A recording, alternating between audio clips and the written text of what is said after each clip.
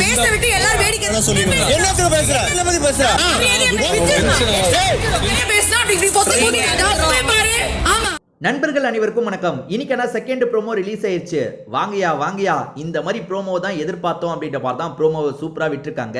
நம்ம எதிர்பார்க்கறது இப்படி தாங்க, ஏதாவது சண்டை வந்தா அதை ப்ரோமோ கட்டா போடுங்க, அப்பதான் பேசுறதுக்கு ஏதாவது விஷயம் கிடைக்கும். ஸோ இந்த ப்ரோமோல என்னெல்லாம் நடந்தது அப்படின்றத பத்தி தான் இந்த வீடியோல நம்ம பேச போறோம்.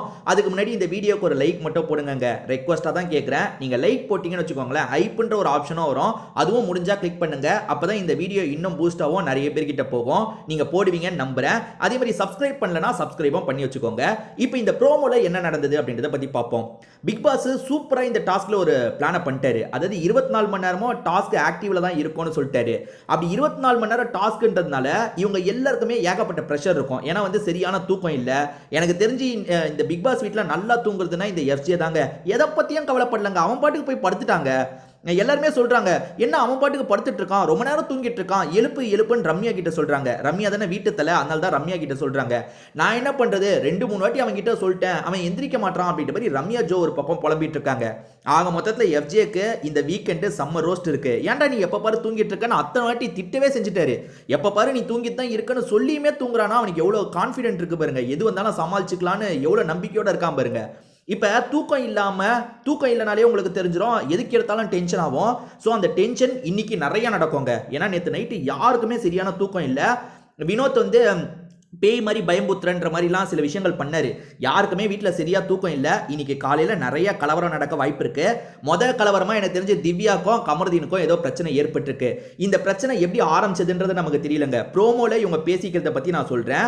இந்த ப்ரோமோல நம்மளால என்ன பார்க்க முடியுதுன்னா, ரம்யா ஏதோ ஒரு விஷயத்துக்காக அழுதுட்டு இருக்காங்க. அதாவது இவங்க மாத்தி டார்ச்சர் பண்றதுல வீட்டு தலையா இருக்கிறது கஷ்டமா இருக்குன்ற மாதிரி ஃபீல் பண்ணி அழுகுறாங்களா என்னன்னு தெரியல. ரம்யா அழுதுட்டு இருக்கும் போது இவங்க 2 பேருக்குள்ள மாத்தி ஆர்குமெண்ட் வருது. அப்ப திவ்யா ஒரு விஷயத்த சொல்றாங்க. அது என்னன்னா, இவ்வளவு நேரம் ஒருத்தனை பேச விட்டு எல்லாருமே வேடிக்கை தானே பார்த்துட்டு இருந்தீங்கன்ற மாதிரி சொல்லிட்டாங்க. அந்த விஷயத்த கமருதீனை மீன் பண்ணி தான் சொல்றாங்க போல. கமருதீன் இந்த இடத்துல பயங்கரமா டென்ஷன் ஆயிட்டாரு. என்ன சொல்றாருன்னா, தேவையில்லாம உள்ள வர வேணாம்னு சொல்லுங்கண்ணே, அப்படின்ற மாதிரி பிரச்சனை பார்த்து சொல்லிட்டாரு. டைரக்டா அவங்கள பார்த்தோம் சொல்றாரு. அப்படியே சண்டை முட்டிக்க ஆரம்பிக்குது. மாத்தி 2 பேருமே பேச ஆரம்பிக்கிறாங்க. நான் அப்படிதான் பேசுவேன்ற மாதிரி திவ்யா சொல்லிட்டாங்க. கிளம்புன்ற மாதிரி கமருதீன் சொல்றாரு. நீ என்னடா என்ன கிளம்புன்னு சொல்றது, நான் கிளம்ப மாட்டேன், இங்க தான் இருப்பேன், நீ கிளம்புடா அப்படின்ற மாதிரி திவ்யா சொல்றாங்க. கமருதீன் என்ன பேசினாலும் டக்குன்னு கவுண்டர் கொடுத்துக்கிட்டே இருக்காங்க. கமருதீன் கோவப்பட்டா எப்படி என்னென்னலாம் பண்ணுவான்னு நமக்கு தெரியும்ல. என்னென்னமோ வார்த்தையை விட்டுட்டு இருக்கான். அப்ப பிஞ்சிரோன்ற ஒரு வார்த்தையை விட்டுருக்கான். பொதுவா நம்ம பிஞ்சிரோன்ற வார்த்தையை எதுக்கு யூஸ் பண்ணுவோம்னா, செருப்பு பிஞ்சிரோன்ற மாதிரி தான் யூஸ் பண்ணுவோம். அந்த மாதிரி கமருதீன் ஒரு வார்த்தையை யூஸ் பண்ணிட்டான் போல. பதிலுக்கு திவ்யா இருக்காங்கல்ல, என்ன பிஞ்சிரும், என்னடா பிஞ்சிரும் அப்படின்ற மாதிரி கையில ஏதோ கர்ஷிப் மாதிரி வச்சிருக்காங்க, அதை தூக்கி எறிகிறாங்க. இந்த மாதிரி 2 பேருமே வாக்குவாதம் பண்ணிட்டு இருக்காங்கல்ல. எல்லாருமே அவங்கள கண்ட்ரோல் பண்றதுக்கு ட்ரை பண்றாங்க. அதாவது நில்லுன்ற மாதிரி கண்ட்ரோல் பண்றதுக்கு ட்ரை பண்றாங்க. அப்ப பார்வதி என்ன பண்ணிருக்காங்கன்னா, கமருதீனுக்கு சப்போர்ட் பண்றன்ற மாதிரி உள்ள வந்திருக்காங்க.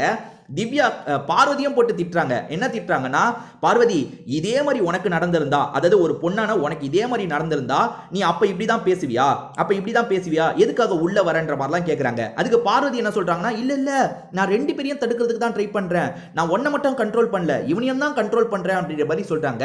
ஆனா பார்வதி யார் ஸ்டாண்ட் எடுப்பாங்கன்னு நம்ம எல்லாருக்கும் தெரிஞ்ச விஷயம் தான். கமருதீன் பின்னாடி மந்திரிச்சு விட்ட ஆடு மாதிரி சுத்திட்டு இருக்காங்க. சோ இந்த இடத்துல நிச்சயமா அவங்க கமருதீன் ஸ்டாண்ட் தான் எடுத்திருக்க வாய்ப்பு இருக்கு. இந்த வீட்ல ஒரு 4-5 பேருக்குள்ள பயங்கரமான பனிப்போர் போது அந்த பனிப்போர் எப்பனால வெடிக்கலாம், அந்த மாதிரி தான் திவ்யா விஷயத்துல வெடிச்சிருக்கு. ஏன்னா திவ்யாக்கும் கமருதீனுக்கும் ஸ்டார்டிங்ல இருந்தே பெருசா செட் ஆகல, அதனால தான் இது நடந்திருக்கு. அதே மாதிரி திவ்யாக்கும் கானா வினோத்துக்கும் ஒரு பிரச்சனை போய்கிட்டே இருக்கு. என்னைக்காவது அது பயங்கரமா வெடிக்க கூட வாய்ப்பு இருக்கு. அதே மாதிரி ஆதிரைக்கு எஃப்ஜேக்கு நடுவில் ஒன்று போயிட்டு இருக்கு பாத்தீங்களா, அதுவும் என்னைக்காவது பிரேக் ஆக வாய்ப்பு இருக்கு.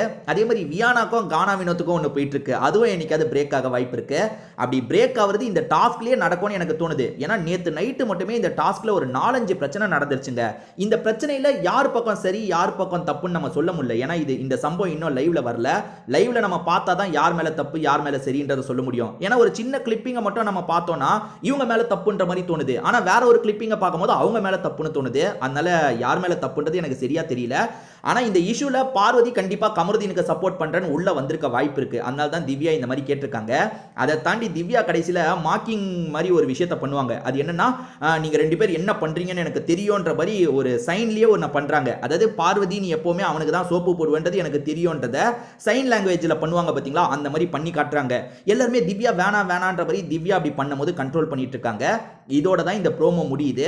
இதை பத்தி நீங்க என்ன நினைக்கிறீங்க? யார் மேல தப்பு இருந்திருக்க வாய்ப்பு இருக்கு? அதாவது கமருதீன் பிரச்சனையை கிளப்பியிருப்பாரா இல்ல திவ்யா கிளப்பியிருப்பாங்களான்னு நீங்க நினைக்கிறத சொல்லுங்க. நம்ம இஷ்யூவை பார்த்தா தான் ஒரு முடிவுக்கு வர முடியும். நான் இந்த இஷ்யூ வந்ததுக்கு அப்புறம் யார் மேல தப்பு யார் மேல சரின்றதை சொல்றேன். இதை பத்தி உங்க கருத்தையும் சொல்லுங்கங்க.